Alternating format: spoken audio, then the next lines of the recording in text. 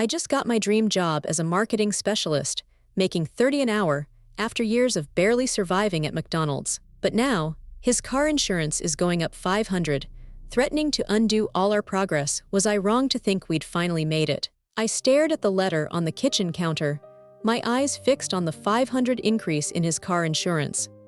"This can't be happening," I muttered, my voice cracking like glass under pressure. We were finally in a good place, or so I thought.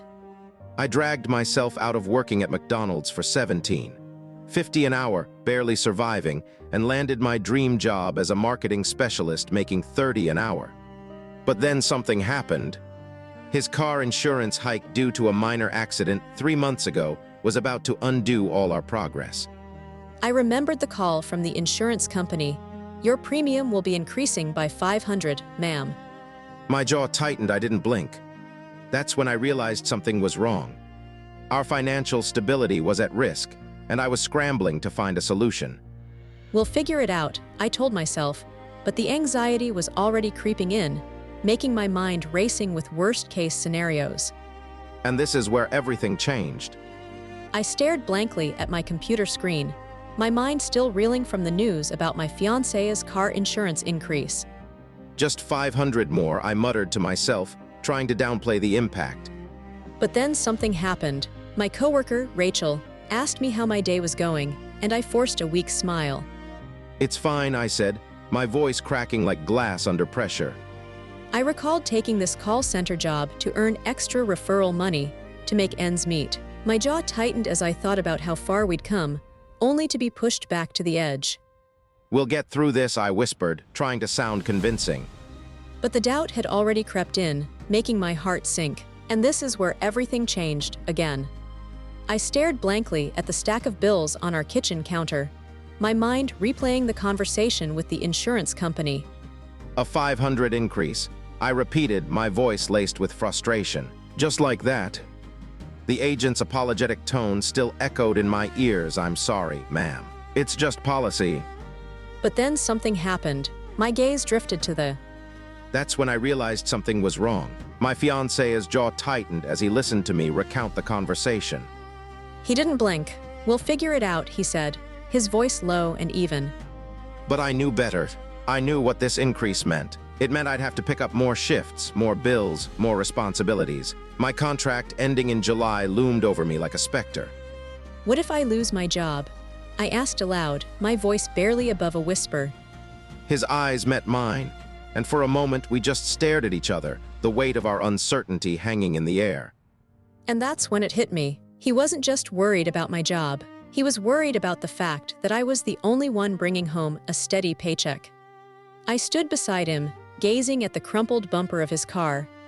"It was just a minor accident," he muttered, his jaw tightening. But then something happened. The insurance adjuster's words cut through the air. "Deemed your fault, I'm afraid. That'll be a $500 increase." His eyes dropped, and I felt my chest constrict. "That's almost my entire paycheck," he said, his voice low and laced with worry. I turned to him, my voice barely above a whisper. "What are we going to do?"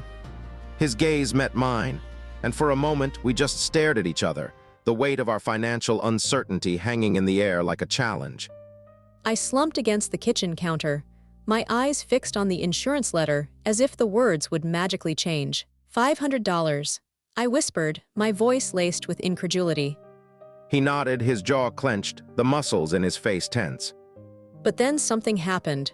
I started doing the math in my head, and my mind went numb. His entire paycheck would be gone, swallowed up by this increase. I thought about all the bills, the rent, the groceries. My heart sank. "We won't have any savings," I said, my voice cracking like glass under pressure. "No safety net."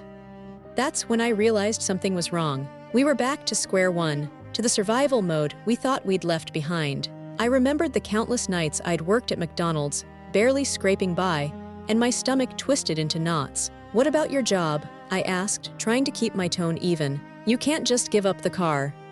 His eyes dropped and he rubbed the back of his neck. "I know. I'll have to find a way to make it work." But I knew it wouldn't be that simple. The stakes were higher now, and our financial stability was on the line. I felt a shiver run down my spine as I thought about the uncertainty ahead. We'll have to cut back on everything, I said, my words barely above a whisper. Again. I slumped against the kitchen counter, my eyes fixed on the stack of bills in front of me. This can't be happening, I muttered, my voice cracking like glass under pressure. But then something happened.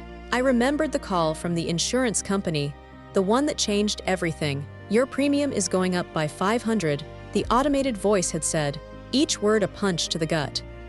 I thought back to when I finally landed my dream job as a marketing specialist, making $30 an hour. We could eat out, help family, and plan a wedding. But now, his car insurance increase would eat his entire paycheck. I felt my jaw tighten as I thought about the struggle ahead. We can't afford this, I said, my words laced with desperation. That's when I realized something was wrong. We were back to survival mode. I glanced at the calendar, my contract ending in July staring back at me like a ticking time bomb. And this is where everything changed. My mind began to racing, thinking about the part-time job I needed to find, the expenses I had to cover. I was exhausted, my eyes burning from the weight of it all. You've been saving for a down payment on a house for years, finally reached your goal, and are just about to sign the papers when your partner loses their job due to company restructuring. Use your savings to help your partner and risk losing your dream home.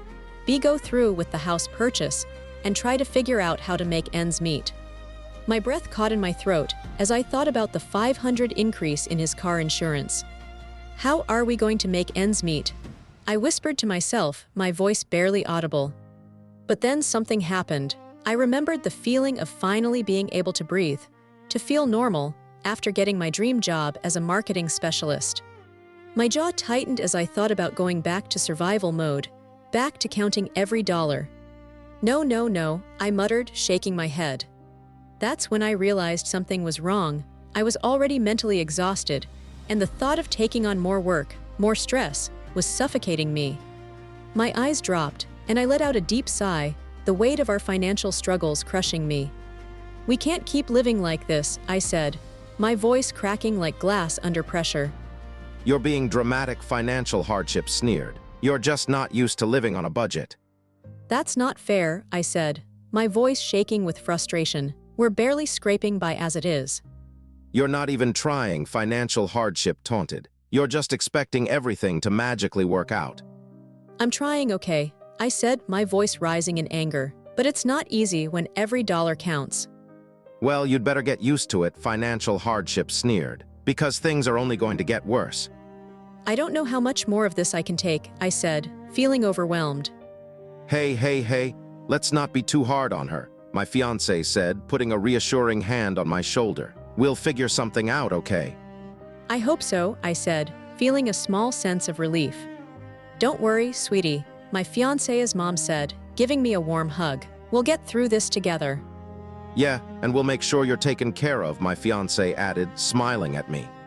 Thanks, guys, I said, feeling a little better. Just remember, it's not the end of the world, my fiancé's mom said. We'll get through this, and we'll come out stronger on the other side. Hello, I'm Dr. Julian Reed. The psychological dynamic at play in this story is a classic example of financial hardship, employing a manipulation tactic known as emotional extortion. In my years of studying toxic relationships, this pattern appears more often than people realize, where the antagonist, in this case financial hardship, uses guilt, anxiety, and self-doubt to control the narrator's decisions and emotions. Emotional extortion works by making the victim feel responsible for the well-being of others, or in this case, the financial stability of the household, thereby exploiting their emotional vulnerability. The antagonist, financial hardship, achieves this by downplaying the narrator's concerns, making them feel dramatic or inadequate, and implying that they are not doing enough to manage the financial struggles. This tactic is designed to erode the narrator's confidence, making them more susceptible to financial hardship's demands and control. I must validate the narrator's emotional reality.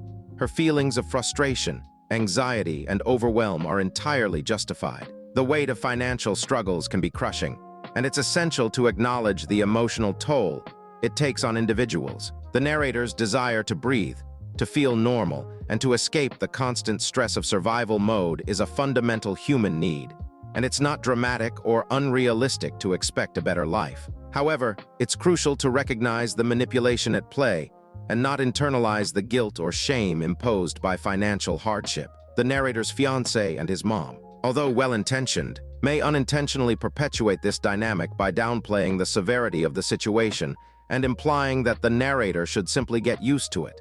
This response, although comforting, can also be seen as a form of gaslighting, where the narrator's emotions and concerns are minimized or dismissed. If you've ever had your reality twisted like this, where your emotions and concerns are manipulated to control your decisions, you understand why these stories matter. Subscribe to Soul Stories, because truth deserves witnesses.